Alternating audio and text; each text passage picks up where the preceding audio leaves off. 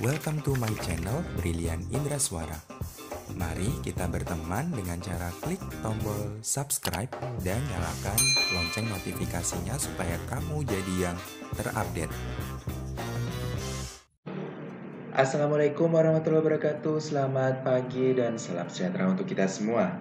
Anak-anak yang sedang berada di rumah dan mengikuti pembelajaran daring IPA, bagaimana kabar kalian hari ini? Saya doakan kalian tetap sehat, semangat, dan tetap giat melaksanakan pembelajaran daring. Anak-anak, jika sebelumnya saya sudah menjelaskan tentang klasifikasi materi berdasarkan wujudnya, kali ini saya akan masih melanjutkan klasifikasi materi, tetapi berdasarkan komposisinya. Jadi, saya akan menambahkan sedikit tentang klasifikasi materi. Baik anak-anak, klasifikasi materi berdasarkan komposisinya itu dibagi menjadi dua, yaitu zat tunggal dan yang kedua adalah campuran. Zat tunggal dibedakan lagi menjadi unsur dan senyawa, sedangkan campuran dibedakan lagi menjadi campuran heterogen dan campuran homogen. Apa perbedaan dari masing-masing klasifikasi materi ini? Saya akan jelaskan di slide berikutnya. Yang pertama, kita akan membahas zat tunggal dulu. Zat tunggal sebelumnya saya sudah menjelaskan dibagi menjadi dua, yaitu unsur dan senyawa. Yang pertama kita masuk ke unsur dulu. Unsur adalah zat tunggal yang tidak dapat dibagi lagi menjadi bagian yang lebih sederhana dan akan tetap mempertahankan karakteristik asli dari unsur tersebut. Jika saya jelaskan seperti ini, saya punya sebongkah emas yang besar seperti ini, utuh seperti ini. Kemudian sebongkah emas ini saya potong lagi menjadi bagian yang lebih kecil. Nah, dari potongan yang besar menjadi potongan yang kecil ini karakteristiknya kan sama, dia tetap emas. Ya, jadi karakteristiknya tetap sama walaupun bentuknya sekarang lebih kecil. Kemudian yang bentuknya lebih kecil ini saya potong menjadi lebih kecil lagi seperti butiran ini. Nah, ketika saya kecilkan lagi menjadi butiran, maka dia tetap namanya juga emas, karakternya juga sama, emas juga. Jadi inilah yang dimaksud dengan akan tetap mempertahankan karakteristik asli dari unsur tersebut. Anak-anak perlu kalian ketahui bahwa unsur itu partikel terkecilnya namanya adalah atom. Nah, itu tadi sedikit ulasan tentang unsur. Kemudian kita masuk ke senyawa. Anak-anak, senyawa itu adalah gabungan dari dua buah unsur atau lebih ya. Jadi senyawa itu gabungan dari dua buah unsur atau lebih. Dan partikel terkecil dari senyawa namanya adalah molekul. Baik anak-anak, unsur itu dibagi menjadi dua jenis, yaitu unsur logam dan unsur non-logam. Kita masuk ke unsur logam dulu. Unsur logam itu berwujud padat kecuali raksa, dan ciri-cirinya dapat ditempa dan dapat diregangkan. Contoh unsur logam yang pertama adalah aluminium. Ya, jadi kalau aluminium itu dituliskan lambangnya seperti ini, A besar, L kecil. Kemudian contoh yang kedua adalah emas. Nah, emas itu punya lambang seperti ini anak-anak, A besar dan U kecil. Selanjutnya, contoh yang ketiga adalah perak atau lambangnya adalah Ag, argentum. A besar, G kecil. Selanjutnya contoh yang lain adalah kalsium. Kalsium itu lambangnya adalah C besar, A kecil. Selanjutnya ada tembaga. Jika dituliskan lambangnya adalah C besar, U kecil atau suprum. Selanjutnya ada besi. Besi itu jika dilambangkan F besar, E kecil. Nah, jadi kepanjangannya besi itu adalah ferum. Selanjutnya ada lagi kita ke natrium. Jika dituliskan lambangnya yaitu N besar dan A kecil. Berikutnya kita punya timbal atau plembem. Ya, kalau dituliskan seperti ini lambangnya, P besar, B kecil. Selanjutnya kita ke timah atau kalau dilambangkan lambangnya adalah S besar, N kecil atau stannum. Jadi ini adalah contoh unsur logam. Selanjutnya kita masuk ke unsur non-logam. Unsur non-logam ini ciri-cirinya ada yang berwujud padat, cair, dan gas. Kemudian unsur non-logam ini bersifat rapuh dan tidak dapat ditempa. Contoh dari unsur non-logam adalah oksigen, lambangnya adalah O besar. Kemudian ada hidrogen, lambangnya adalah H besar. Selanjutnya ada karbon, lambangnya adalah C besar. Kemudian ada belerang, lambangnya adalah S atau sulfur. Selanjutnya ada fosfor, lambangnya adalah P. Kemudian nitrogen, lambangnya adalah N. Dan yang terakhir adalah iodin atau lambangnya adalah I besar. Ini adalah contoh-contoh dari unsur non-logam. Baik anak-anak, kita lanjutkan ke senyawa. Senyawa itu terdiri dari dua unsur atau lebih. Nah, ini yang perlu digarisbawahi ya. Terdiri dari dua unsur atau lebih. Sebelumnya tadi, kalau unsur dia berdiri sendiri, tidak ada temannya. Tapi kalau senyawa, dia punya gandengan, ya, minimal dua unsur atau lebih. Contoh yang pertama adalah air. Anak-anak perlu kalian ketahui, air itu lambangnya adalah H2O. Nah, seperti yang saya jelaskan sebelumnya tadi, jadi kalau senyawa itu terdiri atas dua unsur. Jadi H2O ini terdiri atas dua unsur. Apa unsurnya? Yaitu unsur H dan unsur O, hidrogen dan oksigen. Selanjutnya kita masuk ke garam. Anak-anak perlu kalian ketahui garam itu lambang unsurnya, lambang senyawanya adalah NaCl. Nah, NaCl ini merupakan senyawa dari garam. Nah, karena dia senyawa terdiri dari dua buah unsur. Garam itu terdiri atas unsur Na atau natrium dan unsur Cl atau klorida. Selanjutnya kita masuk lagi ke contoh senyawa yang ketiga, yaitu gula atau glukosa. Glukosa ini terdiri, lambangnya terdiri atas C6, H12 dan O6.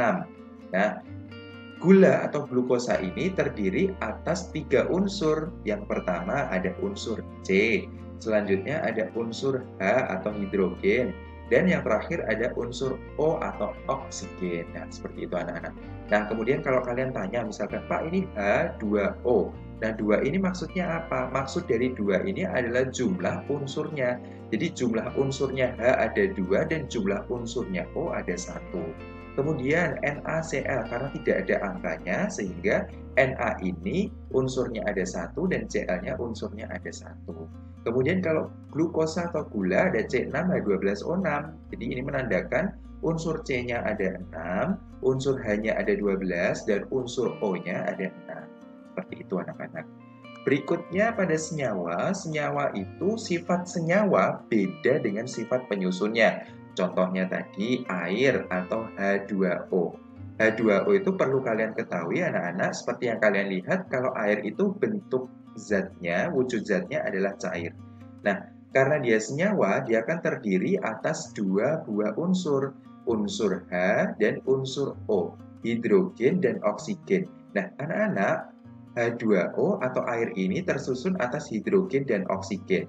Hidrogen itu bentuknya adalah gas dan oksigen bentuknya adalah gas. Nah, jadi jika oksigen yang bentuknya gas dan hidrogen yang bentuknya gas jika bereaksi, maka dia akan membentuk H2O dan bentuknya adalah cair. Jadi ini adalah maksud sifat senyawa beda dengan sifat penyusunnya. Padahal penyusunnya bentuknya gas, dan gas ketika direaksikan, dia bentuknya menjadi cair. Berikutnya, senyawa itu dapat dipisahkan dengan proses kimia biasa. Jadi ini anak-anak adalah ciri dari senyawa. Kemudian kita masuk ke campuran. Campuran itu materi yang terdiri atas dua zat atau lebih yang masih mempunyai sifat zat asalnya. Misalkan saya punya contoh air yang dicampurkan dengan gula. Anak-anak, jika air dicampurkan dengan gula, maka air nanti rasanya akan manis. Jadi, larutan gula ini tadi masih mempunyai sifat zat asalnya yang mulanya adalah gula. Rasanya manis, ketika dicampurkan dengan air, airnya rasanya akan jadi manis pula. Dia akan mempunyai sifat zat asalnya. Kemudian saya punya contoh lagi, misalkan air saya campur dengan garam. Maka larutan garam ini akan menjadi asin. Nah, garam yang sebelum dicampurkan rasanya asin, setelah kita campurkan dengan air, airnya juga akan menjadi asin rasanya. Nah, jadi itulah yang dimaksud dengan masih mempunyai sifat zat asalnya. Seperti itu anak-anak. Kemudian campuran tadi dibedakan menjadi dua jenis, yaitu campuran homogen. Nah, campuran homogen yang pertama sifatnya, ciri-cirinya tidak dapat dibedakan zat-zat penyusunnya. Saya punya contoh tadi ya anak-anak, misalkan saya punya gelas atau wadah, saya beri air. Ini saya beri air. Kemudian saya punya di sini misalkan saya punya garam. Nah, ini saya punya garam. Kemudian garam ini saya masukkan ke dalam air. Setelah saya aduk, nah kalian kan pernah juga toh melakukan eksperimen seperti ini. Ketika garamnya saya masukkan ke air, kemudian saya aduk, kan garamnya hilang toh anak-anak, bercampur dengan airnya. Kita kan tidak dapat membedakan kan setelah itu mana partikel garamnya karena dia sudah tercampur dengan air. Nah anak-anak, yang saya contohkan ini ada garam dan air. Anak-anak, campuran homogen itu nama lainnya adalah larutan. Nah, kalau yang saya contohkan ini ada air dan garam, berarti ini namanya adalah larutan garam. Nah, air pada contoh ini disebut dengan pelarut. Kemudian garam di sini sebagai zat yang terlarut. Nah, ini adalah ciri-ciri dari campuran homogen yang pertama. Kemudian campuran homogen itu tidak dapat dipisahkan dengan proses penyaringan biasa. Contohnya ketika kalian sudah mencampurkan air dengan garam, ketika kalian aduk, ketika kemudian kalian saring, kan di kertas saringnya tidak ada garamnya kan anak-anak. Jadi garamnya sudah terlarut pada airnya. Jadi kita tidak dapat memisahkan garam dan air tersebut. Oke, kita masuk ke jenis campuran yang kedua, yaitu campuran heterogen. Ciri-ciri campuran heterogen yang pertama, dia dapat dibedakan zat penyusunnya. Misalkan saya punya air, kemudian saya punya pasir. Air dan pasir ini saya campurkan. Nah, seperti yang saya contohkan sebelumnya. Air ini adalah pelarutnya. Kemudian air ini adalah zat yang terlarut.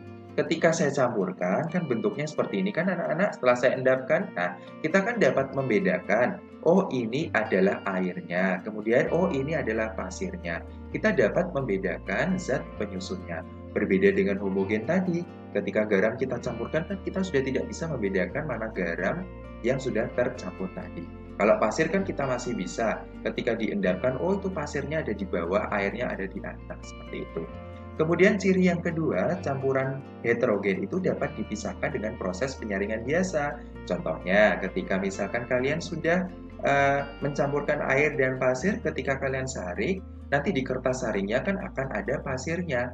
Jadi kalian bisa memisahkan antara pasir dan airnya dengan proses penyaringan yang biasa. Nah anak-anak, itu tadi penjelasan saya tentang klasifikasi materi berdasarkan komposisinya. Sekarang, tugas kalian pada hari ini, silahkan kalian buka buku paket kalian. Silahkan kalian buka buku paket kalian pada halaman 129. Nah, itu ada uji kompetensi nomor 1. Jadi, di uji kompetensi nomor 1 itu ada jenis zat, ada gula, air, emas, seng, tinta, asam cuka, dan seterusnya sampai sabun. Kalian salin di buku tugas kalian. Kemudian kalian centang. Gula, kalian masukkan kemana? Unsur, senyawa, atau campuran. Kemudian air, kalian masukkan kemana? Unsur, senyawa, atau campuran. Terus emas, kalian masukkan unsur, senyawa, atau campuran, dan seterusnya. Nah, kalian salin di buku tugas kalian. Jangan lupa di atas tugas kalian ditulis nama, kelas, dan nomor absen kalian. Kemudian kalian foto dan kirim ke link tugas hari ini. Baik anak-anak, untuk materi hari ini saya cukupkan sekian. Kurang lebihnya saya mohon maaf. Wassalamualaikum warahmatullahi wabarakatuh.